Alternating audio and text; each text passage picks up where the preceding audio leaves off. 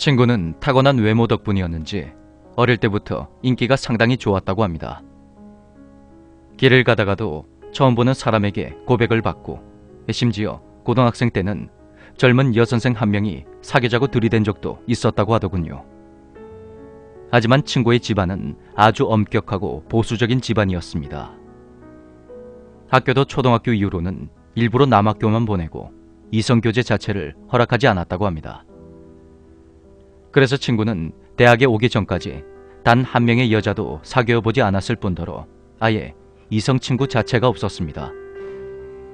무슨 조선시대 양반집 교수도 아니고 처음 그걸 들었을 땐 이해가 잘 되지 않더군요. 아무튼 외모와는 별개로 이성과 어울릴 기회가 전혀 없던 친구가 대학에 입학함과 동시에 새로운 세상을 만나게 된 것이죠.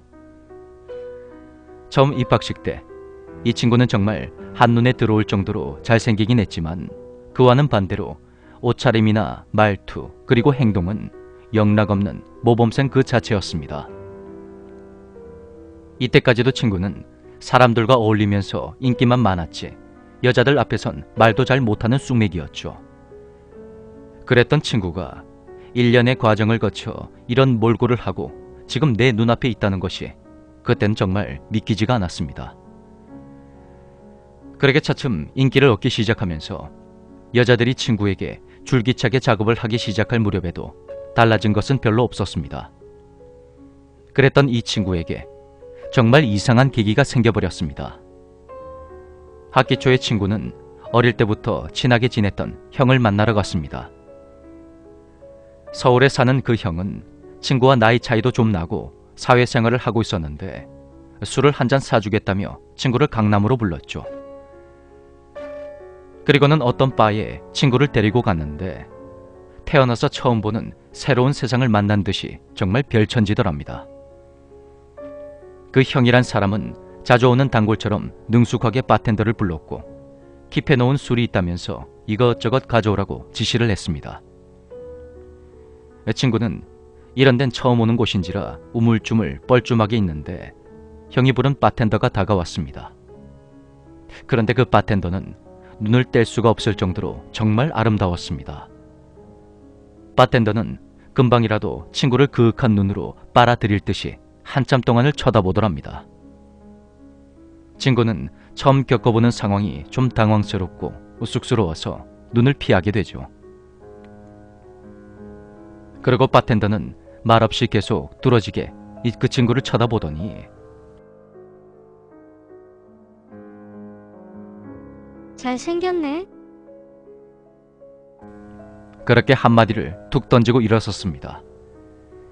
살아오면서 수도 없이 들었던 그 말을 그 바텐더에게 들으니까 친구는 황홀한 기분을 느끼게 됩니다. 그 이후로 친구는 그 바텐더가 자꾸 생각이 나고 보고 싶어서 미칠 것 같았다고 합니다. 그래서 기회가 될 때마다 형에게 연락을 해서 바에 안 가느냐, 가면 나 좀 데리고 가달라 노래를 불렀습니다. 그렇게 몇 번을 더 갔는데 갈 때마다 바텐더는 자기를 쳐다보기만 할 뿐 별다른 말이 없었습니다. 하지만 친구는 그 자체만으로도 정말 행복했다고 하더군요. 급기야 형이 말릴 때까지 바에 자주 드나들었던 친구는 문득 저 여자와 하룻밤을 보내고 싶다는 그런 생각까지 가지게 되었습니다.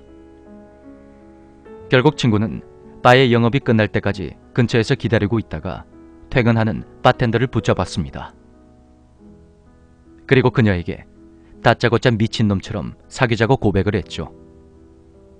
그런데 여느 때처럼 가만히 친구를 바라보던 바텐더가 씩 하고 웃더니 지랄하네. 그런 한마디를 남기고 유유히 가버렸습니다. 그 일 이후로 친구는 몸살 감기 비슷하게 시름시름 앓았습니다.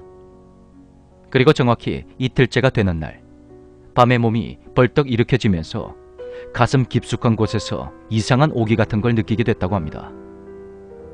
그때부터 친구는 이성에 대한 수줍음이나 낯설음이 사라졌다고 하네요. 친구는 자신에게 다가오는 여자는 물론 클럽, 나이트 등 밤문화를 통한 하룻밤의 쾌락을 모두 다 받아들였습니다.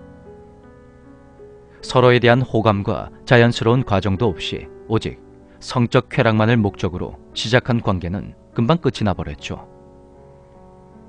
그러면서 친구는 더욱 자극적인 것에 매달리게 되었고 아주 가학적이고 변태적인 관계까지 시도하려고 했다고 합니다. 그러다 보니 친구의 외모만 보고 접근을 했던 여자들이 먼저 질려서 친구를 차는 경우도 많았던 거죠. 심지어 녀석은 하루에 몇 명의 이성과 잠자리를 했는지조차 모르는 상황에서도 그 오기 같은 성적 욕구가 채워지지 않았다고 합니다. 급기야 친구는 새벽에 잠을 자다 말고 자취방 근처에 퇴폐 마사지업소나 안마방 같은 곳까지 드나들게 되었고 이모뻘 되는 아주머니들과도 서슴없이 관계를 갖기에 이르렀습니다. 그 무렵 친구의 소문이나 평판이 꼬리에 꼬리를 물고 퍼져나가기 시작했습니다. 그리고